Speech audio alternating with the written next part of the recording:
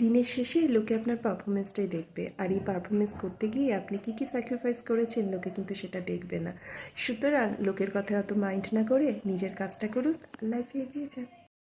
তোমাকে নিয়ে লোকে গসিপ করছে, গ্রেট, তার মানে তুমি টপে আছো। আরে টপে আছো বলেই তো টপিক হচ্ছে, সেটা বোঝো না? Keep going. লোকে যখন তোমায় রিজেক্ট করে তখন খারাপ লাগে, তাই না? একটা কথা বলি, এরকম যখন তোমায় রিজেক্ট করবে কেউ, একটা কথা সবসময় মনে রাখবে, সেটা হলো এ জগতের সমস্ত ভালো জিনিস, সুন্দর জিনিস তখনই রিজেক্ট করা হয় যখন মানুষ সেটা গ্রহণ করতে পারে না। আমাদের প্রত্যেকেরই লাইফে এমন একজন মানুষের দরকার যে আমাদের বুঝবে, বোঝাবে, কিন্তু কখনো ছেড়ে যাবে না।